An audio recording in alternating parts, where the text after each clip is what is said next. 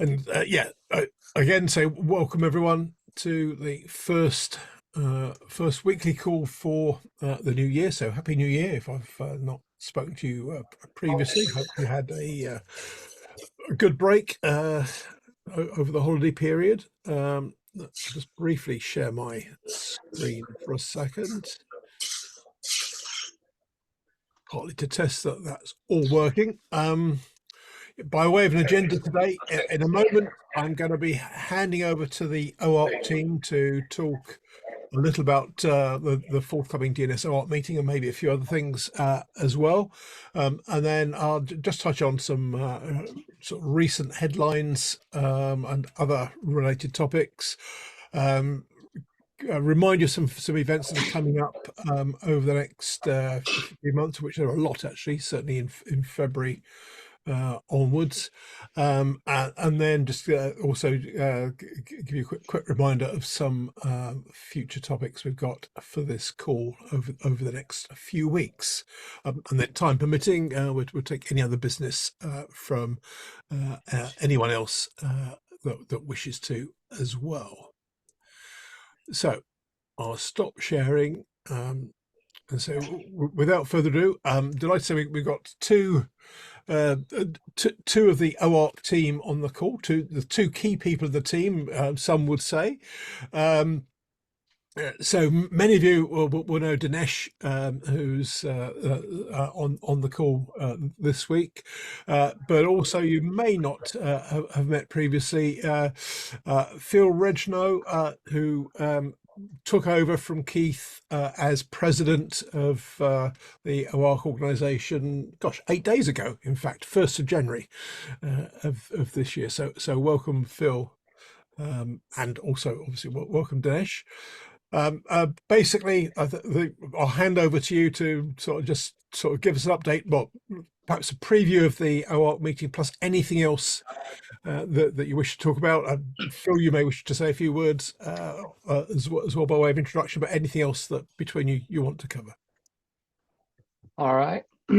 Well, I think I'll just kind of start off by saying, well, thank you for inviting me to this call, Andrew. And I've been hearing about this encrypted DNS thing for quite a while. And Denesh said you have to be there, so I figured it was a good place to introduce myself and talk a little bit about OARC in the coming future. So as you mentioned, I took over from Keith Mitchell here 1st of January. Actually started a little bit before that. October, I think, was the time I was onboarding and did a parallel transition.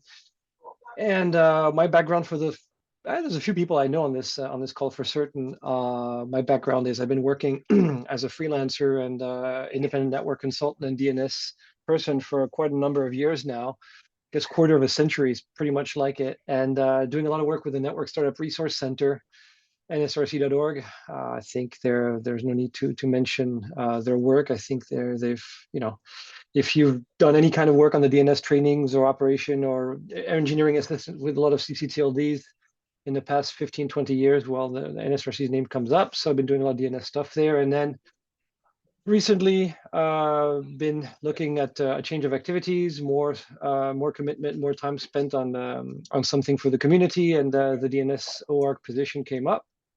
And I was lucky enough to be selected as the new president. And I think Keith Mitchell did a fantastic work the past, I would say, was it 15 years or more, bringing OARC to a part-time position to now an organization with nearly 5-6 full-time positions, and definitely a bigger scope than what it set out to with some years ago when it was a project in Paul Vixie's mind. So I think I'm very glad for Keith's work. He's definitely going for semi-retirement. That's well-deserved after all these years, and I'll be taking it from here, trying to grow OARC not only in membership scope, but also geographical coverage, and trying to introduce a little bit of diversity in our membership in a positive way, and also looking at our current activities in a scope of involvement in various things DNS and trying to take it to a next level. So that's pretty much it for me right now. I can tell you that for those of you who know or don't know, we have an upcoming workshop here in Charlotte, North Carolina in February, OARC 42. a very auspicious number for anybody who's from the United Kingdom and abroad. We all know the value of that number.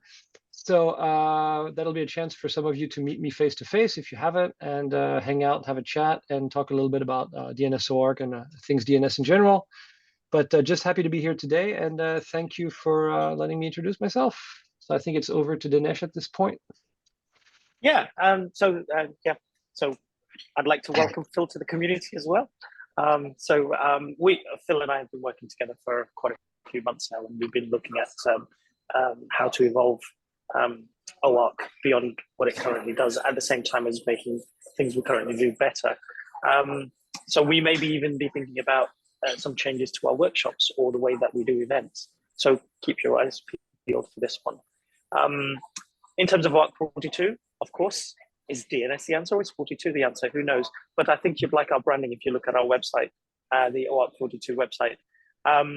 We do still have early bird registration, which ends on the 17th of January. So if you'd like to save a tiny bit of money registering for the upcoming event, then please register on the 17th at the latest, because from the 18th it goes up by £100. Oh, sorry, $100. I'm in the UK, so I'm in pound sterling mode, but $100 is what it goes up to by. So we've got that. We got accommodation available in the venue hotel, and it's on the Thursday and Friday before the NANOG meeting, not after the NANOG meeting this time, because NANOG had to change their venue fairly last moment. Otherwise, they were going to be before us, and they are in a different venue themselves. Well, we are in the Embassy Suites, 2 blocks away from the NANOG meeting. So please come along. We've got the accommodation rooms available for anyone who wants to stay there, and those end on the 21st of this month. So if you want to stay at the Embassy Suites before you move to wherever NANOG are going, I can't really say where they're going yet, but I do know they're a couple of blocks away, is all I'll say. But that's it from me. We do have a full agenda. The agenda's already there, although at this moment in time, we call it a draft agenda. It's pretty much set in stone. We do have maybe 1 or 2 other talks which are likely to come along. And of course, as with every OARC workshop, it's not only about the content. The content is really, really good, but it's also about the relationships that you make and build and maintain while you're there, because not only do we have ample coffee breaks, we have ample lunches, and we have a social as well. So you need to keep your eyes on that.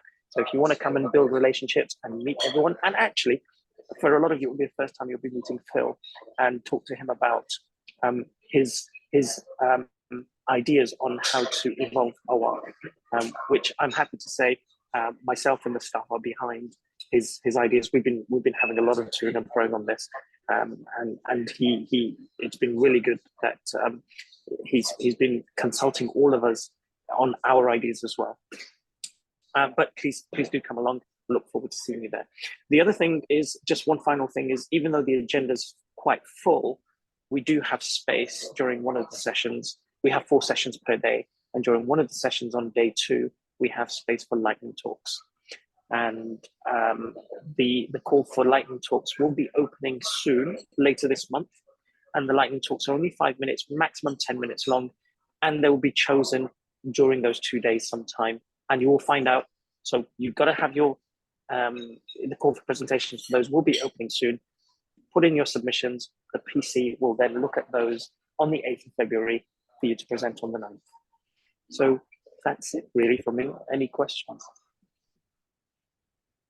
If anyone's got any questions, as always, just unmute and ask, or if it's easier, pop them in the chat. I can see some helpful suggestions for swag to go along with the event. I'm sure they're intended to be helpful suggestions from people of various sorts in the chat.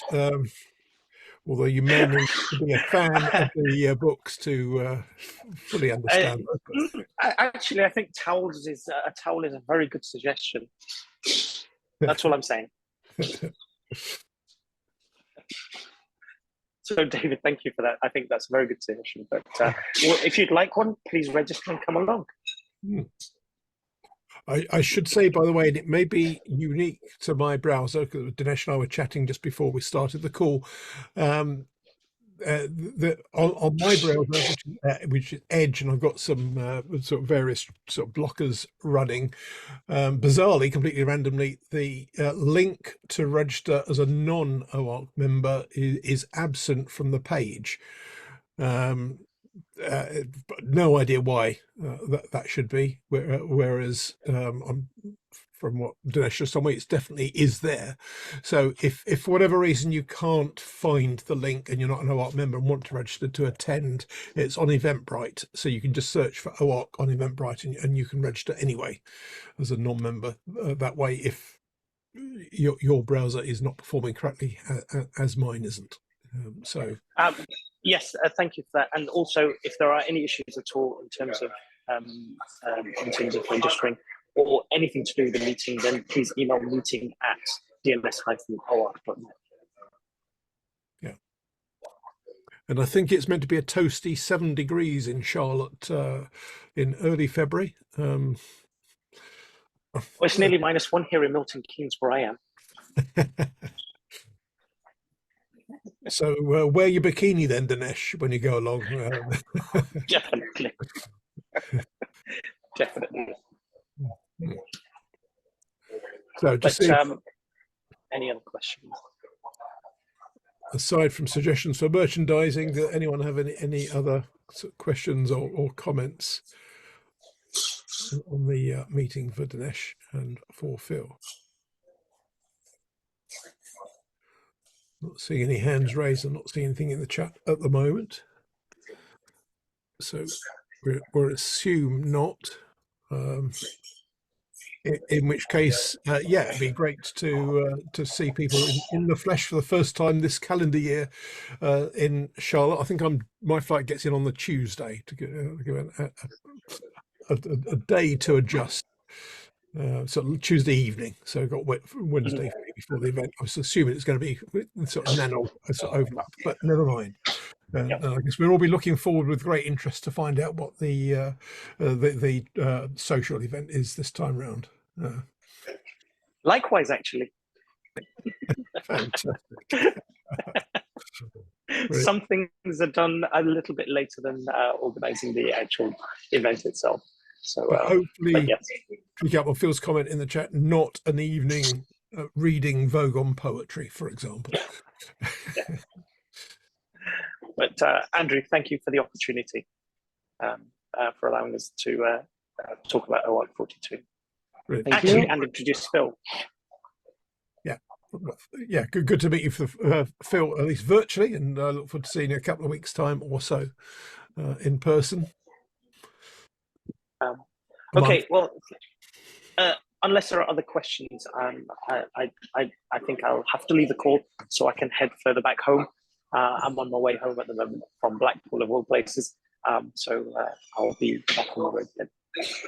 Fantastic. Okay, thanks for that. And yeah, should be a good meeting looking at the current version of the agenda. Sort of almost entirely settled agenda. There's plenty of good content there. So thanks for that. Actually, and one more thing. Sorry, just one more thing. Most of the speakers are in person this time. We've only got 2 speakers who are remote. All the better in the room if your schedule allows then. We did have some comments on that on our previous meeting, that we had quite a number of remote participants when we were in Vietnam because it was not super convenient. And we point taken from some of our members that if they were going to show up in Vietnam, they were not here to hear people from the countries they were coming from remotely. So we try to, as much as possible, privilege local participation, which is also easier when things are on the East Coast of the United States. It's pretty much smack in the middle of the Western Northern Hemisphere.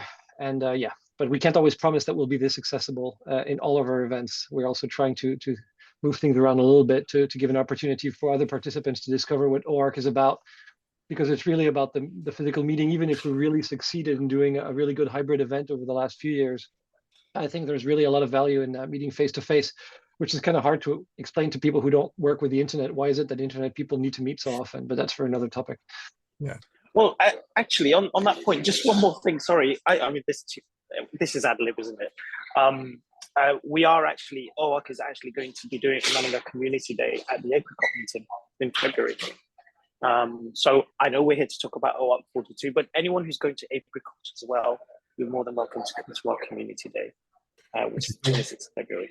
Yeah, that's quite soon, actually, isn't it? Apricot as well. So End of February, yeah. Yeah, great. Okay, Thank you. thanks very All much. right, well, thank you both. Phil, you're welcome to stay if your diary permits. I know, Denesh, you've got to head off regardless.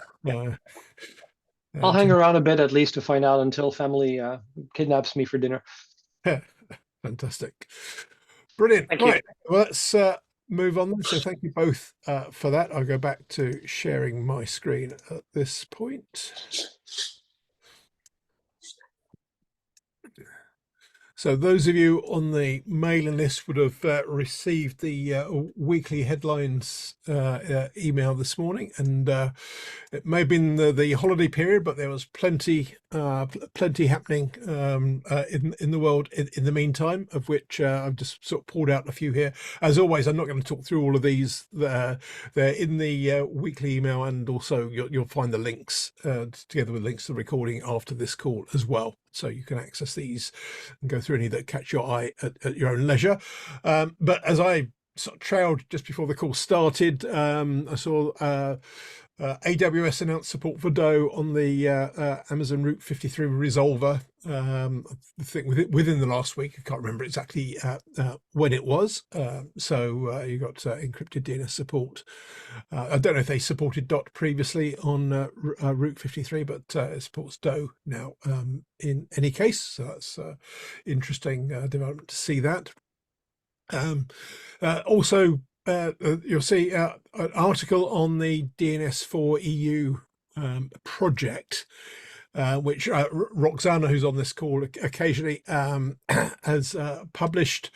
So quite interesting article, just sort of sharing her thoughts on the pros and cons of the project.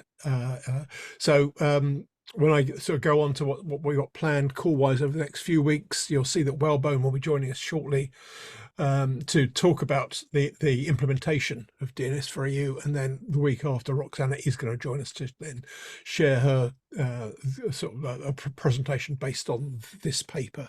So you've got advance notice that that's coming up. Also, the third one down. I said I won't go through them all, but I will cover these first three. A helpful article, Thomas Rickert, who he runs his own law firm, but he also is on the Echo board. Echo hosted a workshop recently looking at the implications of Article 28 of the European Commission's NIS2 directive.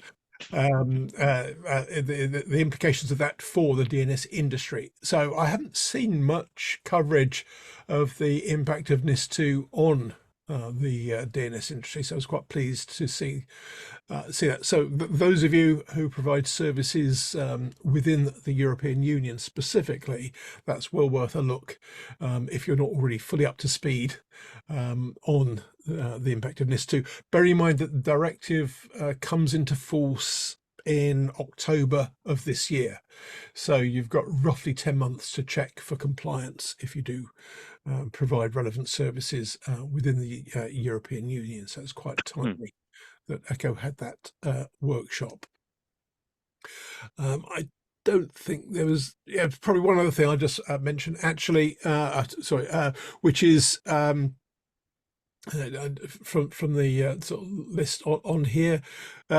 Actually, sorry, apologies. Sorry, on the previous slide even, which is a further announcement about crypto-linked domain naming schemes, this time from Shiba Inu. So already on the call that we had about a month ago, so on sort of blockchain linked domain sort of naming services, so a further crypto link scheme sort of details have become available. So I thought it was also quite an interesting article, just following on from that call from last month. Andrew, before you move on to the next page, just a quick point from me. Oh, sorry.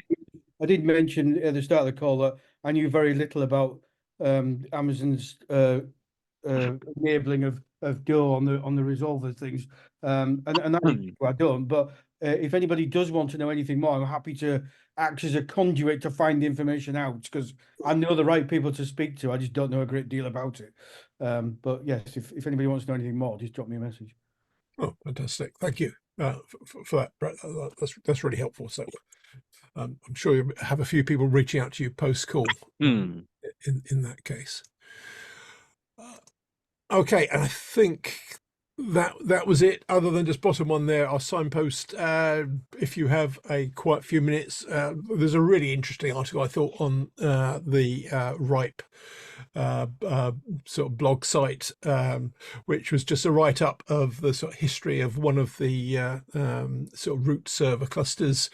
That's had, as the title suggests, 20 years of 100% availability, and as the text sort of says in the article, that's not 99.99 whatever percent. That's actually genuinely 100% uptime for 20 years, which is quite impressive. So it's just a little bit of historical context, if that's that sort of thing's of interest to you. It certainly was for me. Okay. There's a whole bunch of other stuff, not directly DNS related, which I sort of pulled out. I certainly won't go through all of these because it will take far too long to cover them all. So it's more one for your leisure, but there's plenty of other stuff covering a wide range of topics, of which there's a few on this page, and then a few more on the next page, which you may wish to take a look at, depending on what your other areas of interest beyond the DNS, if that's not a heretical thing to say on a mainly DNS focused call. As I said, plenty of interesting stuff happening over the last couple of weeks, clearly. Okay, and then just moving on and to highlight, there's a few deadlines coming up this month. Actually, all of the ones on this slide you'll see are for this month, not least of which this Friday, Cyber UK, there's also annual cybersecurity related event in the UK, as the name kind of implies. There's a call for papers, the deadline of which is this coming Friday. And then Friday week is deadline for any proposals you may have for birds of a feather sessions at the forthcoming ITF 119 meeting in Brisbane in March. I think that's just to put forward the outline ideas at this stage, but the deadline is Friday week for that. So just be mindful of those, and then all of the rest of the things listed on the slide expire at roughly the end of this month. So you've got a couple more weeks or so for those, including Apricot, which Denesh mentioned earlier. Deadline for papers is the end of this month. The other one I mentioned is just the Internet Governance Forum. They're going to call for thematic inputs, just to look for themes that they want to cover as they start to flesh out the agenda for the latter part of this year. Again, that's the end of this month. Those of you that got an interest more on the policy side of things. And in terms of forthcoming events, I mentioned earlier, we've got a whole bunch of events running up from the end of January through February, and then sort of continuing on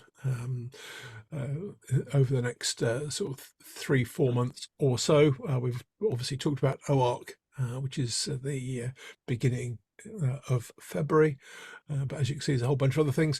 Again, ones that I'll mention, the one at the top of the slide, that's the high level group for internet governance, which is a European Commission initiative, which meets roughly every 3 to 4 months. The next meeting is, as you can see, the 25th of January. It's open attendance, but you do have to register if you wish to attend. You have to pre-register to attend. There's no cost. And usually you get anything between 80 and 100 people attend remotely for it'd be the morning of the 25th European time. And I think this looking at some forthcoming policy meetings that are coming up later on in the year. WSIS, I think, being one. I can't remember the other one, but they're looking at sort of standards developments, policy developments as the main focus for the agenda this time round. And then, as I say, a whole bunch of other things. Probably the other thing to mention, ITF 119, which takes place in mid-March. The early bird or super saver rate, I can't remember what they're calling it now, that expires, I think, on the 19th of January, and then the attendance fee to any person goes up by about $200, I think. So if you're planning to go and haven't registered yet, you can save $200 on the standard rate by registering before the end of next week. So do bear that in mind. But as you can see, there's a load of other things happening through to the end of March, end of May even, and I'm sure there's a whole load more events beyond these. I should say, by the way, if there are any events that you think should be on the list that aren't, please just drop me an email and I'll happily add them. I know we added Morg recently after a suggestion for that, but I'll happily add other things if they're of interest to you. And then final thing from me this week, in terms of future call topics, we're likely to be covering why DNSSEC hasn't been deployed as widely as it should be and what can be done about it next week. I just didn't fully understand an email I had on that, so I'll double check that before I can confirm it. Whalebone will be joining us the week after, that's on the 22nd, to talk about DNS-4EU project. Those of you on the call roughly a year ago, you may remember that Robert Seffer joined us, I think a couple of weeks after they had the grant award from the European Commission. So it's roughly 12 months just over into the project from the grant award. So it'd be interesting to see how things have evolved in the intervening sort of year or so. And then, as I mentioned earlier, Roxana will join us the following week to give her take on the initiative as a whole, but looking at it from a policy rather than implementation perspective. And then we've got various other things lined up, as you can see listed on the chart already, not least of which the Monday after the OARC meeting, I'll just share some thoughts or highlights from the meeting. And so anyone else that attends, either in person or remotely, feel free to join to share your thoughts and highlights as well. And that's it from me this week. So a shorter call than normal, but gives us time to cover any other business that anyone wishes to raise. Now's a good chance. I can see in the chat, I think in relation to NIS2, Phil commented it's 10 months until countries start deciding how they will enforce. If I recall from the directive, I think they are meant to be able to enforce from something like the 24th of October. So that might not be the exact date. I'm pretty sure it's October of this year. So that's the date that the directive enters into force. So it'd be interesting to see if the relevant in-country enforcement mechanisms are in place at that point. Quite chunky fines for non-compliance for those industries or those companies in sectors that are in scope for the directive. So if it's something you're not familiar with, it's probably worth a look if you provide services within the European Union. Not just for DNS infrastructure, but for anything that's deemed as critical infrastructure, critical or essential infrastructure. So it's quite a wide set of definitions of sectors that are covered overall. But anyway, let me stop talking at you and see, does anyone have anything else that you wish to raise this week? Maybe come up over the last few weeks, or any other business that has sprung to mind. And as always, follow sort of Brett's example, raise your virtual hand or just jump in if that's too difficult, unmute or pop it in the chat if you're in a noisy environment and can't easily talk, and I'll happily read it out loud for you. And I'll just pause for a minute to see if anyone does have anything you wish to raise.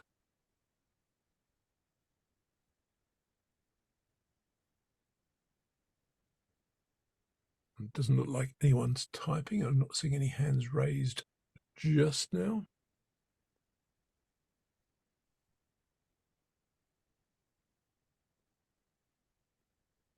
Nope, doesn't look like it. So, well, in which case, let's sort of draw a halt to the call early this week then, and say thank you everyone for joining. Particular thanks to Phil and Denesh for joining to talk about both Phil, your new role in the OARC team, and more generally to talk about the forthcoming meeting. And I hope to see some of you in person there, and hope to see all of you on the call same time next week as well. So catch you all then, if not before. So thanks everyone for joining. Thanks all.